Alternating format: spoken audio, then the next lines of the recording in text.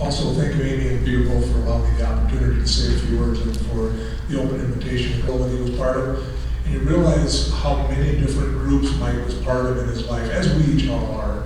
But to think about the fact that he came from Iran and then became a citizen of the United States later after he was part of the Citadel and became acclimated to the United States is just quite an event. If you think about the fact that you represented here, there's that group from the Citadel, and there's family, friends, business associates, business partners, groups that have helped like Coast to Coast. I mean, it's amazing how many different ways a person influences different groups that each group isn't even aware of the other group. So, I mean, the relationship I had with Mike was a business relationship, but he was a very good business friend as well. And he just was a great guy to be around.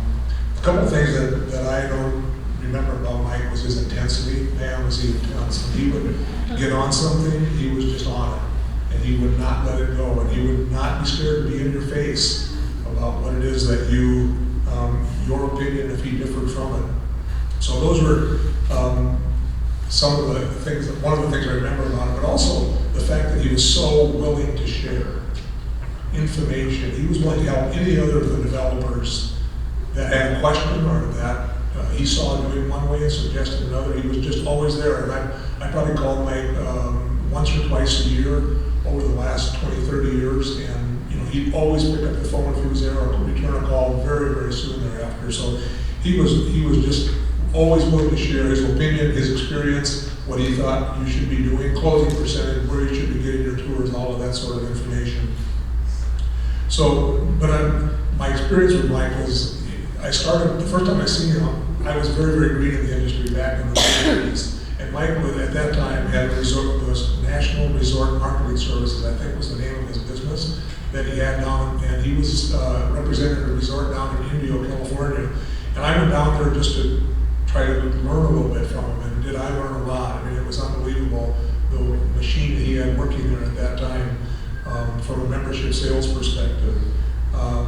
He was more than willing to help, and in fact, he even came down to Hart Ranch when we were just started back in the mid-'80s, late '80s, and helped us with some of the sales programs that we had put together. But it wasn't until I got to know him a lot better in the early '90s when Mike came down. He was between jobs. He was with Jim Loken at that time, and they were partners, and they wanted to have the sales contract for Hart Ranch at that time. We were still struggling with it. We did have another group that had started for us the year before, but Mike said, well, how about if you let me try to sell second memberships there?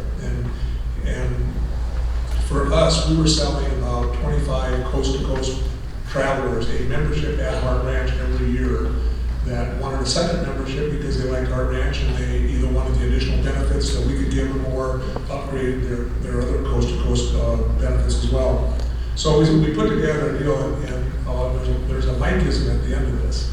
We put together this deal, and Mike came down with two salespeople and Mike, and they started late May, and they worked through about the early September. And during that time, they generated their own tours out of our park. And at that time, we were hosting about 120 coast-to-coast members a night, and they were generating the tours out of that group. And where we were prior to Mike selling about 20 to 25 a year, Mike ended up that year selling over 250 second memberships in that short period of time, just generating them out of our own park.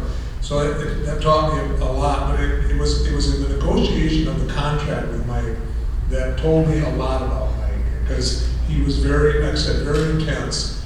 He was, anybody who's negotiated with him knows that doesn't come easy. But we sat down and over a period of time, we finally got together with what his percentage was out of a sale, what our percentage out of was a sale, what we would do, what he would do, and we got done. I'm not kidding you, when we got done, we both signed it.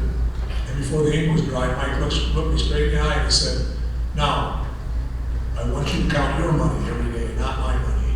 And I thought to myself, and then I said, what are you talking about? He said, I'm going to make you a lot of money, but I'm going to get a lot too. So he said, I don't want you to count mine and try to work me down. Because he said, you're going to be happy and I'm going to be happy when this is over. And he was right. 250 memberships out of a base that we had hardly had any before was quite an achievement. He was just a good businessman. I mean, we learned a lot from him. He was a good businessman. It's not often you see the combination of a great salesperson with a good business sense, and Mike had that, and it was quite an experience to see him in action when he was doing that.